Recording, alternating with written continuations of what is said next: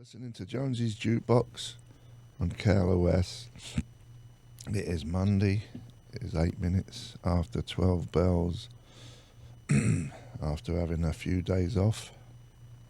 And that was Sniffing the Tears, Driver's Seat. Then we had Pulp, Monday Morning. And we have Dweezil Zappa in the studio. Hello, Steve. How are you? Good, how are you? I'm all right. Good. Thanks for coming by. Thanks for having me. Did you come on the old station? You did, didn't you? I haven't been on your show at any time. Ever? No. Oh, okay. Yeah. Your sister came on. Yeah, she did. I heard about that from her just the other day. Yeah. She said she had a fun time. Yeah. Why wouldn't you? I don't know. I'm looking forward to having the same fun time. Now you get along with Moon. I do get along with Moon, yes. You have a big family. Not big. Okay. There's 4, so I mean that's not real big. Yeah, yeah. Do you is there still that house up Woodrow Wilson? It exists, but it's not ours. Lady Gaga owns that house. Oh, she bought it? Yeah. How long ago did she buy that? A couple years ago. Did she buy it because she wanted to hopefully have some of the rub off on her? I'm not sure. I've never met her, so I don't know. I thought she lived in Malibu, that bird. Well, I think she has the ability to live in any location she would like. Really? Yeah. How did she? Where did she make her money from then? Everything, touring, endorsements, whatever. Yeah. Apparently she's good in that movie, that Star is Born. Is that what it was called? Yeah, I've not seen it, but actually, I did see her little documentary thing, which I thought was good, actually. The documentary about her? Yeah. Oh, it's awful. Yeah, I actually liked it. What did you like about it? Well, because I didn't know anything about her prior, because I only ever heard songs like Poker Face and stuff like that, Yeah. which wasn't my favorite kind of song, but then seeing her branch out and do other stuff where she was playing her music at a piano and playing guitar and doing other stuff where the song itself it's just her and an instrument. I thought she was really good at that. Yeah, I actually liked her better before I saw the documentary. It was like a reverse thing for me. That's weird. It was the opposite for me, but I didn't really know much about her prior. So Yeah, I thought it was just a load of drama about nothing, the documentary. Well, ultimately for me, it introduced me to her music in a different way, which I thought was actually pretty good. I'm not trying to change your mind or nothing. Just they're just opinions. Yeah, it's not a problem. I know it's not a problem, sweetie. Yeah. So what you been up to, man? Well, I've been playing a lot of different music, a lot of it being my dad's music, and we've been touring, and every time we go on tour, we learn a whole bunch of new music of my father. He made so much music. So I started back in 2006, and we've done roughly 60 to 100 shows a year since then, and I've probably learned close to 450 songs or more over that period of time, and in the process learned a lot about music, things that I never would have had any experience with. But being a band leader, having different people in bands, different instrumentation, working with orchestras, working with different kinds of music ensembles, it's been a really cool experience because I've been able to continue a relationship with my dad through the music, but also learn so many things and do so many different things that I never would have had an opportunity to do. Yeah. So you just do your dad's songs when you play live? I've actually played a lot of my own material as well, but it just depends on what we're in the mood to do. Yeah. And when the project started, it was under the name Zappa Plays Zappa, but then there was an issue with that that came up from members of my family. So I just ended up using my own name, Dweezil Zappa, and I play whatever I want. I play my dad's music, or I play my own music, or other covers, or whatever we feel like playing. Families are a drag, aren't they? They can be. There's always something. Yeah. Always something. Everybody, everyone I know has issues Yeah. with families. That's why I don't have one. Well, that might be smart. On some levels it is, yeah. Yeah. Because you don't have to deal with anything. You've only got yourself. Yeah, but in reality, if there are people that you don't enjoy being around, you have the choice to not be around them. Family, friends, whoever. So you could have a family and still choose not to be around them. Yeah. But it's a choice. It's like a thorn in your side, though. Only if you continue to let it be that. Sure. You can sort of just let it go too. Sure. Okay. We'll change the subject. So you got a new tune out, Well, I did record a song that David Bowie. Yeah, and we did a cover song of I'm Afraid of Americans. Yeah. So when you go out, do you have various people getting up singing with you? Do you sing? I sing background parts. Sometimes I'll sing a lead vocal on something, but mostly it's other members of the band that are able to present the material in a way that is really, I think, more evocative of the era that we're presenting something from. So like we can play stuff from my dad's entire career, all the way from the doo-wop stuff in the early days and up until the stuff he was doing in the 80s. But it's pretty amazing what the amount of material that we can cover with just the 7 people that we have in the band. Do you change the band a lot? Is that interchangeable kind of thing? I have changed it over the years, but this version of the band is my favorite version of the band. They're the best players, they're the best singers, and they have the best attitude. You know how it can be when you're trying to be doing a project with people, and sometimes people might have the requisite skills, but then the attitude might not be right. This is like one of those good combinations where everybody has all the skills and everybody gets along, and there's a really good work ethic and good attitude. How long has this band been going? This particular version of the band, the core people in it have been in for about, I think, 4 years, and we have one guy that's new to that part of the core band. But my dad never had any band last longer than, I think, 5 years. Yeah. He was always changing people out. Who did he listen to, your dad? What kind of music how old was you? Obviously, when you were young, when your dad was happening, right? Mm-hmm. Like, did you remember what he used to like listening to? Yeah, well, I actually would listen to music with him on numerous occasions because he was always working in the studio. We had a studio at home, and so if he wasn't working on his own music, he was listening to some other kind of music. So I remember he had a lot of rhythm and blues records, and he liked Johnny Guitar Watson, who was a friend of his, and Howlin' Wolf, and he would listen to some of those things, but he had the ability to recall a record from his collection, and on the spine of the record, it would have the name of the record company, and then there was like an issue number of thing. He would still remember the issue number that was on the spine. So he was like a very big collector of records when he was younger. And that stuff meant a lot to him. But he was also very interested in modern classical music and people like Edgar Varese and Stravinsky and different composers. And as a kid, he started by going to the library at about 11 years old, and he taught himself everything about music from reading books. He used to just draw notes on a page just as an art project. But then he said, I wonder what this actually sounds like. And so he learned how to do all of that stuff just by teaching himself. And he ultimately was writing classical music right from the beginning, and he used a rock band as an orchestra.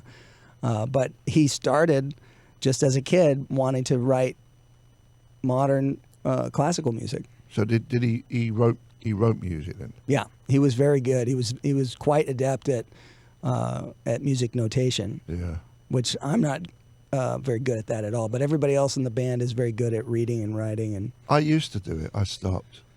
yeah, did you decide that there was no point for you? Yeah, I'm tired of writing music. Yeah, So I just decided to stop. yeah, okay.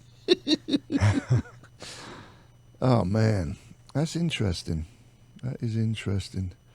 It seems like a lot of his tunes that he always seemed to me like he was taking the piss. Well, he definitely had a sarcastic attitude about a lot of things, but I don't even know if you could find an example of him writing a very earnest song that's like, feelings or emotions, like hearts, on his sleeve kind of thing. He wasn't that kind of person that would present things in that way. But you might hear more of that in his instrumental music than you would in anything that had lyrics or. Yeah. Should we play your song? If you like, sure. You're playing Saturday, December the 1st at the Fonda. In Hollywood, yes. Yeah.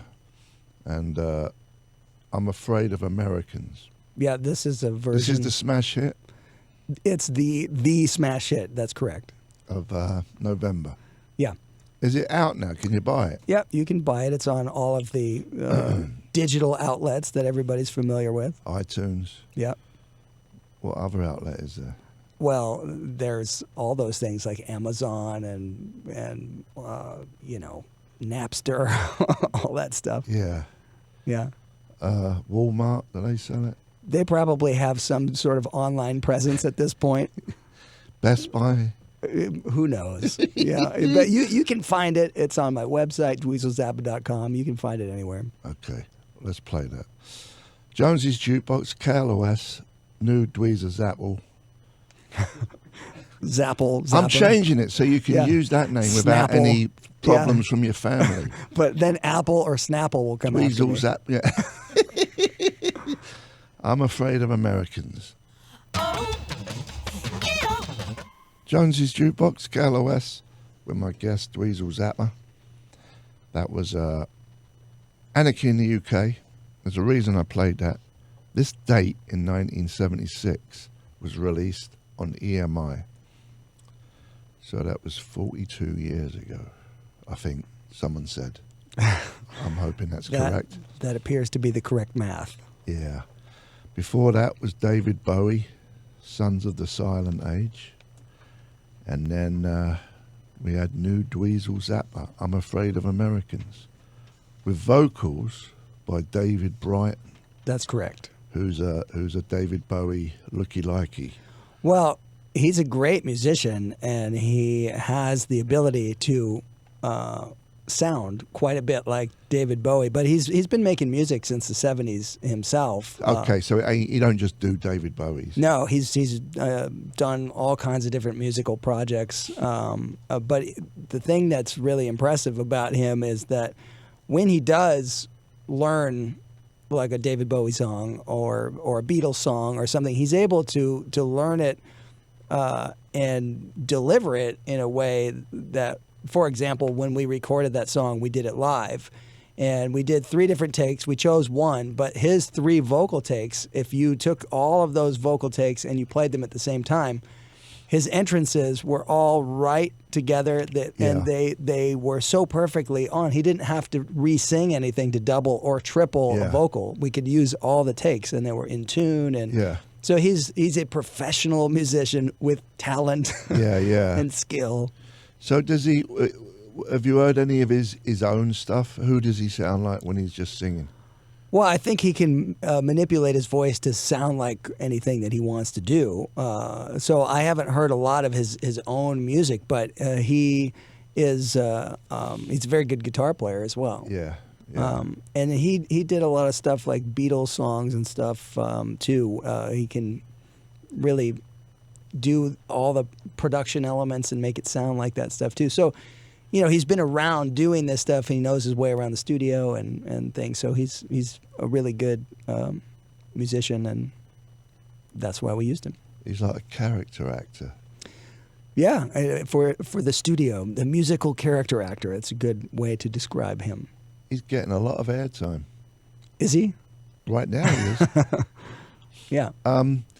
So when you play at the Fonda December 1st, Right. how long is your set?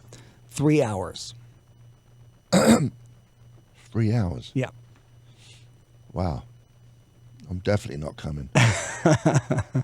Well, there's so much music to choose from, and the thing is, the people that are really aware of my dad's music. My dad typically his shows were 2+ hours, you know, and this is a celebration of so many eras of his music. This particular tour has 33 songs in the set list, and it's just a bit of everything, you know. So we just have fun putting it all together, and the 3 hours that you're hearing music, the music is so drastically different from one song to the next that you have no idea that the time is going by. And you play it as if you closed your eyes, would you think it's your dad playing it? Well, that would be up to the listener. But the thing is, when I play the music, here's the thing about my dad's music. If people, the reason I actually made the tour is to give people a chance to hear a broader perspective of his music. So, for example, if the only songs they've ever heard are the ones that might have been on the radio, like, say, Valley Girl or Cosmic Debris or Don't Eat the Yellow Snow or Dancing Fool, some of these kind of songs, if that's all they've ever heard, they might think of him as a novelty act, like Weird Al Yankovic or something like that, where he's a comedy act. And that does the rest of his music a disservice, because maybe those songs do exist in his catalog, but that's not the majority of his music. Did he hate Valley Girl, that it was successful on a kind of mainstream? No, because it helped him do other things that he wanted to do, you know, because basically the way he operated was that he would tour and record every single concert, and then he would make records out of that. So he was always taking a mobile studio with him. Before, now you can just do it on a laptop practically. Yeah. But he was taking a Big, full mobile studio, and so that helped him be able to do more of the recordings that he wanted to do. But when we do the music, we're giving everybody a really broad cross section. We play some of his classical music. We play some doo-wop stuff. We play stuff from every era of his career, from the Mothers of Invention to the middle 70s era. To even into the 80s, you know, so it's a challenge to learn all of those styles and play them authentically, and we use all of the recordings as our guideline, you know. So essentially, like, let's put it in to perspective. If you're talking about classical music, when some orchestra around the world is deciding, okay, we're going to honor this composition from Bach or Beethoven, they don't change what's on the page. They play what's on the page. They say, this was written by this guy. We're going to play it like it was written. Yeah. They don't bring in Kanye West to go, yeah, Beethoven, yeah, one time. They don't like try to modernize it. Thank God. Yeah. But there are those that would say, when you're playing somebody else's music, you got to do something to it. You got to modernize it. You got to change it. So my point is that you don't, you know, especially with my dad's music, it's written predominantly as classical music. So you got to play it the way that he wrote it. And that's the real challenge of learning this stuff and being able to present it in a way that's commensurate with what happened before. So do you read music as well then? I'm not very good at that side of it. I learn everything by ear. Yeah. So I'm able to play what I hear, and I'm able to make sure I'm playing the right notes because everybody else in the band is doing the same amount of due diligence. You know, if we're going to learn something and we don't have scores for it, we'll transcribe it from a recording. Like, for example, on this tour, it's called Choice Cuts because we're learning things that are really rare things that haven't been released. So if we find a concert that was recorded in 1974 that's never been released, it's just a bootleg, but my dad introduces a new song that's never been played before, we'll learn that from that recording, and everybody who has their part, you know, whether it's the bass or the drums or the keyboards or the vocals, we will make sure that what we're doing is what is on that recording. We don't change it. We don't add other stuff. And the only time that it will be different is the part where you're supposed to improvise. And so that's the challenge always with this music. So you like playing your dad's stuff? It's been a really fun experience to learn the music and see how he put it together and the challenges of actually playing it. I mean, some people hear it and think, oh, that's like cartoon music. Well, you try playing it. You know, it's really hard. You know, there's a lot of this stuff that is only a handful of people could play it. Did he make any dough? It sounds like he just did he care about making dough? Or? Well, only to the extent that it would allow him to make more music. Yeah. You know, so it wasn't about, you know, how much money could I make doing this. That's one of the things. You don't see him trying to become a overly commercial artist. Right. What was your song in the 80s? You had a... Oh, I had a song that was on MTV. Let's Talk About It. That was with Moon sang it. Yeah. Yep. So, I mean, the thing is... Do you like that song?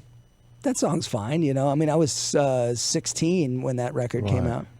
You look the same as you did when you were 16. You think? What's your secret? What's that juice you're drinking? This juice, it's let's see. You would probably not like it. Chlorophyll? It does have chlorophyll. It has spirulina, cucumber, kale, parsley, celery, spinach, romaine, lemon, aloe vera, ginger, Himalayan salt, chlorophyll, and I don't know, maybe some other things. There's a song right there. Yeah. Yeah. It's a delicious drink. Should we play some music? Sure. What should we play? I don't know. We have Yellow Snow queued up. Yellow Snow. Yellow Snow. Sure. Jonesy's Jukebox. Dweezil Zappa. I mean Dweezil Zapple. Snapple. Take it away, son. Jonesy's Jukebox, KLOS. That was Howlin' Wolf, Smokestack Lightning. It's a pretty good tune. That voice you just heard is Frank Schnapple. Is it? Dweezil Zappa. And then before that we had Brian Pluffero, Pinball, that track was called. It went well after Don't Eat The Yellow Snow. By Frank Zappa. Yeah. You're the son of Frank Zappa. That is true. Oh, man, you're doing a gig 1st of December. Yep, at the at Fonda, the Fonda in Hollywood. Come on down. Dweezil plays Frank. Yeah, it's really just Dweezil Zappa, and we play music by my dad. And this tour is called Choice Cuts because we're playing a lot of stuff that is rare. And, you know, so people that know the music well would enjoy coming down to hear stuff that will probably be a surprise for them. And people who've never heard it, they would also enjoy it just to see all of the different range of things that exist within the music. Did he ever, when you was at home and he was in the studio, did he ever have any, to your knowledge, any big shots come over? Like John Lennon or... Well, he did a show in New York, and John Lennon performed on stage with him. There's actually, you could look it up on YouTube, you could find it. But at home, there weren't too many people that were coming over necessarily to do like a surprise visit or, you know, performance. But there was a time when he did have Bob Dylan come over because apparently Bob Dylan had reached out to discuss maybe doing a project together where my dad might be producing or something. I don't know all the details, but I do know it was at a period of time when Bob Dylan was interested in a different kind of religious theme in his life. You know, he started making music and talking about being born again and stuff like that. And this was not something that was of a keen interest to my dad. Yeah. So one of the things that happened when he arrived was that there was a dog that we had whose name was Doggus, like princess, but Doggus. Yeah. And Doggus was a very sweet dog that really had no problems with anyone. Uh-oh. But for some reason, He didn't like Bob. she saw Bob and said, you're not getting in here. So I had to remove Doggus so that Bob could enter into the studio, and I heard my dad at the time that I was removing the dog. He said, come on in. Sorry, our dog hates Christians. So that pretty much starts off the conversation in a pleasant way, I would imagine. So things didn't probably go well after that. I don't think there is a record that you could find of my dad and Bob Dylan together at this point in time. Yeah. I didn't know he was born again. Bob. I think it was a little moment. A brief thing. Yeah, I'm not really sure. Yeah. But, to each his own. Yeah, whatever. Okay, we're going to visit the Duke. When we come back, you brought your guitar. I did. I brought a guitar. And we're going to noodle. Yeah, people love noodles. You play a lot of fast lead notes. Yeah, I can. Well, whatever. I'm Yeah. just gonna. This is what I like doing. I pick up the acoustic. Yeah. I start playing some chords, and then you sprinkle your dust on The top magic dust. That Yeah. sounds good. As long as we know what key we're both playing in. of it. No, we don't. That's why it's. Okay. Yeah. What's your favorite key? I like the key of A. Yeah, that's it. My favorite is B. Yeah. B I is love cool. playing power chords in B. Yeah. B to E. Yeah. All right. Well. But I'm not saying that's what we're going to do. I'm just spouting it out. Yeah. That's my favorite chord, B. Yeah. That's But A interesting. is easy, Yeah. One of my least favorite chords is actually B major 7. Yeah. There's one voicing of B major 7 that is totally cheesy sounding. So like Beatles chord, isn't it? Well, they don't use this voicing. I mean, a major 7 chord can sound good, but You'll have to show me that chord when we come back. I 'Cause I don't will. even know what that means. yeah, It just sounds tricky. Well, it just sounds. It sounds like a bad elevator tune or game show or something. Yeah, okay. You'll see. Maybe we'll do noodle in that chord. Yeah, it'll be so spectacular. Jonesy's Jukebox, KLOS with my guest, Dweezil Zappa. We're going to visit the Duke. See you in a minute.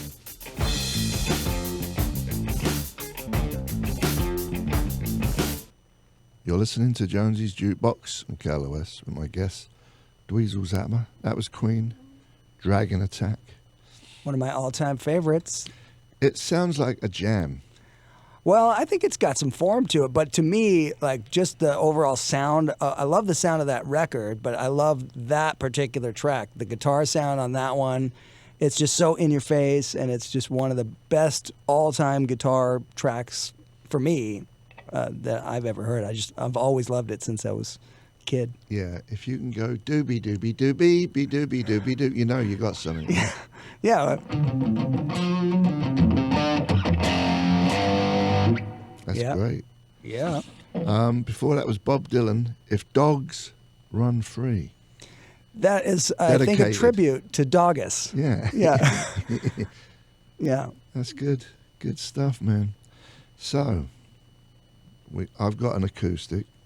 You obviously are playing the electric. I do. I have an electric guitar that is a Frank Zappa model style Gibson SG. All right. Do they still sell them? They don't have it in production, but they exist on the interweb. You can find one if you want sometimes. Did they make a lot of them? I think 450 were made. Oh, okay.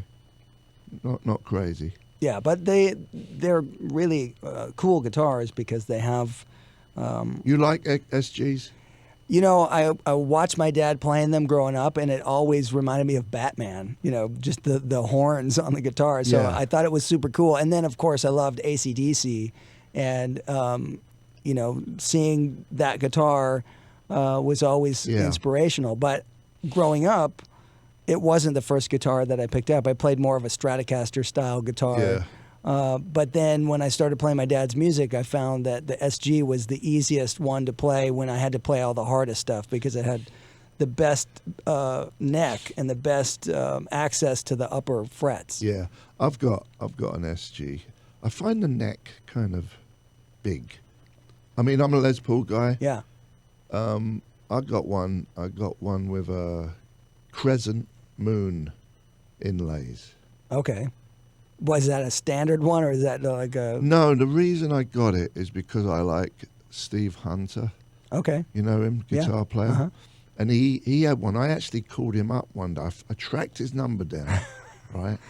It was one he was using when he did Berlin with Lou Reed in New York. He did it live, and he was doing the album. He was doing the album Berlin live in New York. David Bowie was in the audience, and that guy Schnabel was directing it, and he was playing one that color with the crescent moon, and I'm like, I like that guitar. You just got it in your call head. him up. And after a big fiasco, I got his number because I've never met him or anything.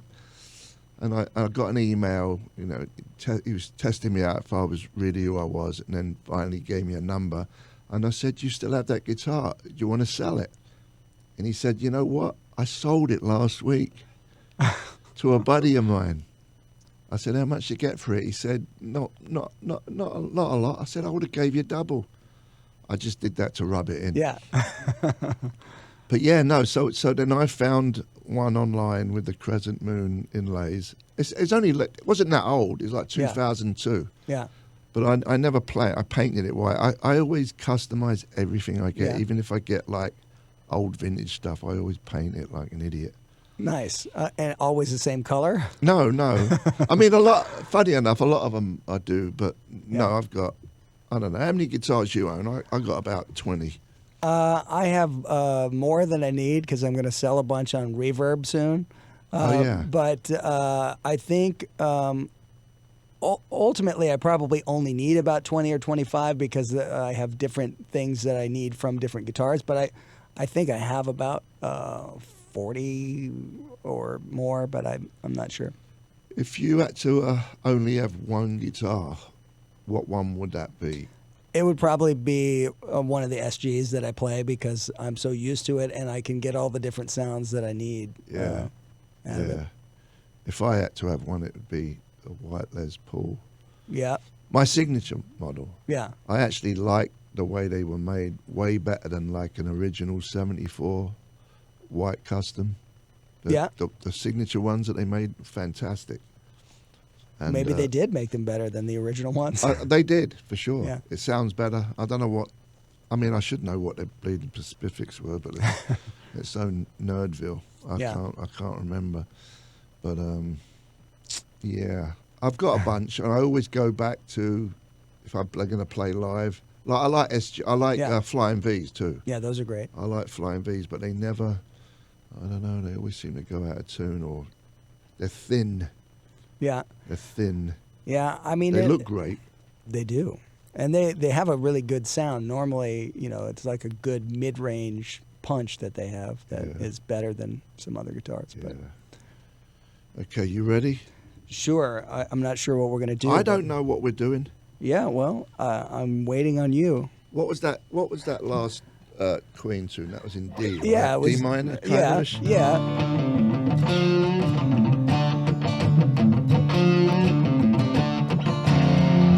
And he went to that, you know, but you can just stay. I'm just in D. staying here, man. Yeah. We're not doing the Queen song. I'm just going from the last chord.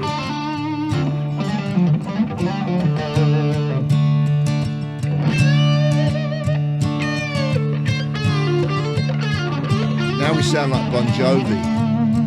What do you want to sound like? Not Bon Jovi. So you're just going to play D minor. On a steel horse I ride. Yeah. You're killing me, Larry.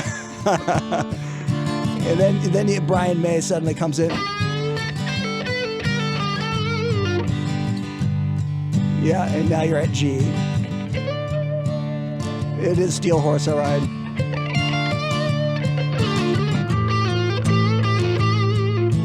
Yeah.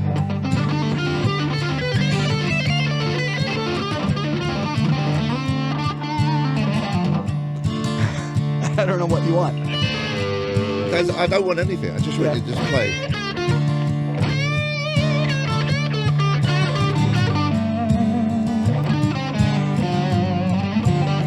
Slip the minor. Yeah.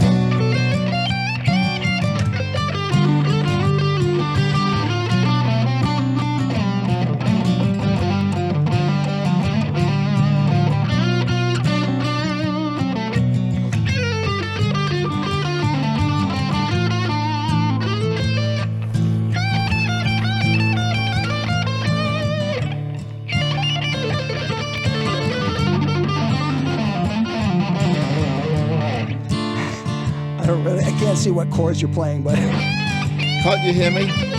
I can hear you, but I don't necessarily know what chord you're going to go to. I like the fact that you can talk and play that lead at the same time. You know, I had a great day today. Fantastic. I had a great time. It's been a great time. Okay. Yeah. And then the chord that we were talking about before, that is... Oh, yeah, the Beatles chord. Here's the one that... well, it's not really a Beatles chord, but this is... Yeah, this is the one where you like a B chord, but this one is B major 7, right? So it has this sound. That's the Visit the Duke chord, you know? Gonna go visit the Duke. Everybody. Oh, behave. Yeah. It has like What does it have? What does it tell you? It's way too much fromage, you know?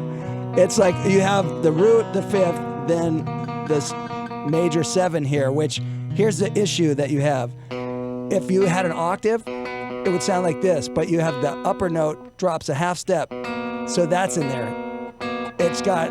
It's like, don't you think it's a Beatle chord though? Well, they Maybe do. I'm amazed kind of thing, Yeah, isn't it? they definitely have that, but it's when you add this voicing of it, they would probably avoid this particular voicing of it because it's cheesy. It says cheese. Yeah. Yeah. So that's just something, you know. Now you know. Let's write something around the cheese. Write something around the cheese? Yeah, go and play it. Okay. Where would you go after that chord? And it's like That's a good one.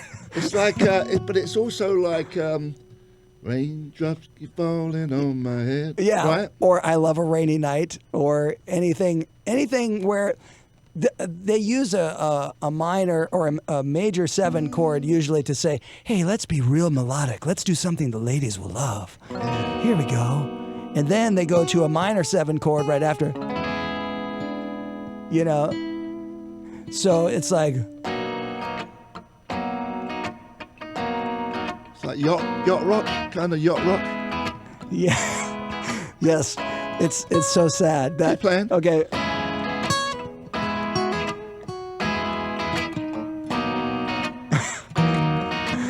I can't believe we're wasting time on this progression.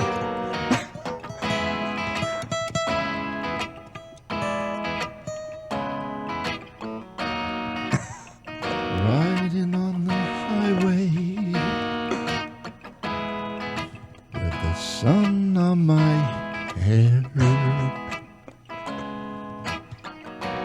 Me and my lady with the top down on my Mercedes-Benz, Beautiful. driving along PCH, snorting cocaine. Can't even play anymore. It's hard to snort cocaine when the top's down. It's flying all over the place. Okay. That's great. That's a hit. That's a hit. And then just out of telling you. nowhere, you just put in a terrible chord. Oh, is that a real chord? It could be. Your fingers look like it's a real chord. What would that be? Is that a B too? Well, An no, E, I E, just B. was taking some open strings and then adding this in here just to make it sound terrible. But yeah, if you want to play that on top of it, Let me hear what that sounds like. it's going to sound great. Ready? Yeah.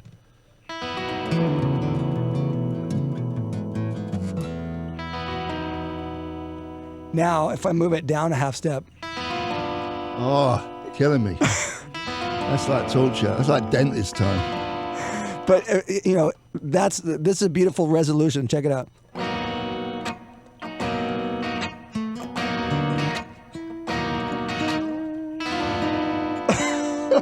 Oh man, that just says pop music. It does. This is like this chord right here. If somebody could take that right there and get Justin Bieber and Katy Perry together and just like really make something beautiful for the world, I think we'd be onto something. Yeah. Is that the same chord? Well, So I play my bit over that again? try it. It's going to sound even worse. Oh, yeah. It has some really suspect. I'm just going to put my fingers somewhere. I don't know where they're going to go. I'm not even going to play a chord and see what they do. Okay. That sounds pretty nice, actually. I don't know what I'm doing. What is that? Hey, lady.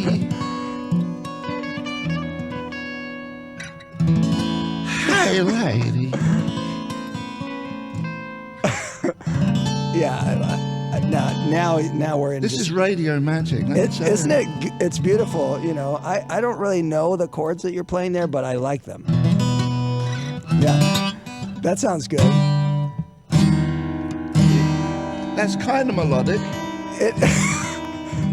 It is. It's kind of melodic. I just love somebody could be tuning in right now. Like, that's kind of melodic. Yeah. Yeah. That's pretty too. Maybe we should play some real music. Boy, that was real. It was I mean, real it to happened. me, Yeah. But I like.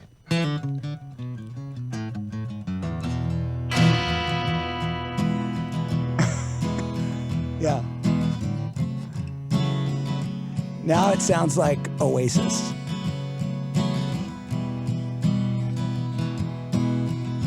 Okay. It's pretty. Go on then. Okay, but so E. it's just hanging in E. But see, I don't know where you're going with it, and I'll turn it into a Bon Jovi song out of nowhere. It's just F sharp E. F sharp E. But you're going E or Sorry. E like. Sorry, my finger didn't go in the right place. Yeah. This is kind of a. Yeah. It's kind of a jangly. Yeah. Well, because you got like, you're. Kind of like America. Yeah. Or bread. Do you Yeah, remember? exactly. How about Baby I'ma Want You? You should find that. Oh, play that. baby, I'ma want you. Yeah. With that minor. Oh, baby, I need you. Yeah. Oh, baby, I want you.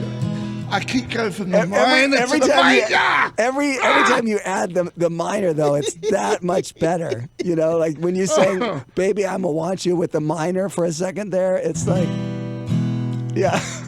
Is that what he says, baby, I'ma want you? Baby I'ma want you. Baby I'ma need you. Yeah. You look. Yeah. The other words aren't important. Yeah. Yeah. Baby, I'ma want you. Yeah. Baby, I need you.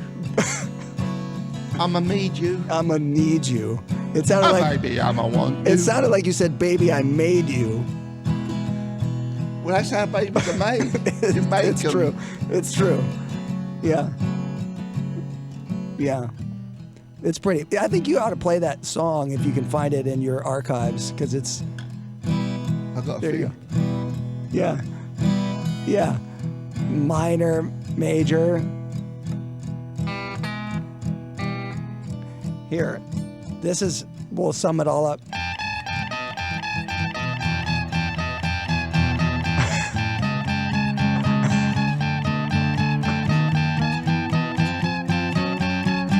People really are enjoying this right now, Steve.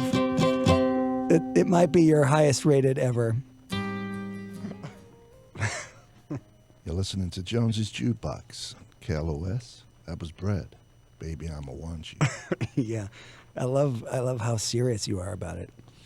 That was fantastic. That was Dweezil Zappa. Yeah.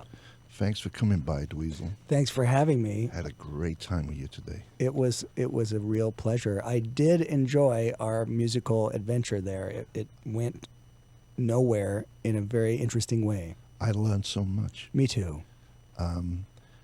Dweezil is playing Saturday, December 1st at the Fonda Yes. for 3 hours. I just might want to add. For 3 hours. We have so much music for you. Is that including encores? Yes. So it's 3 hours and that's it. Not Pretty- not 3 hours 20 minutes. No. Okay. We like to give people a lot of music, but not too much music. Right. Sounds like it. Have a great rest of your day. You too. Why don't you lead me out with something? All right, I'm going to give you that beautiful chord again, the Duke chord. We're going to visit the Duke right now because we have to pay the bills. If you just tuned in, you're listening to Jonesy's Jukebox on KLOS 95.5. With a really out of tune B major 7 chord. That is Dweezil Zappa just talking right now. Here, I'm going to give it some vibrato. Oh, baby, you know what I like. That's fantastic. Thank you, Dweezil. Thank you. Have a great show. I'd like to come, but I'm busy. I understand. Saturday, I have to sleep Yeah.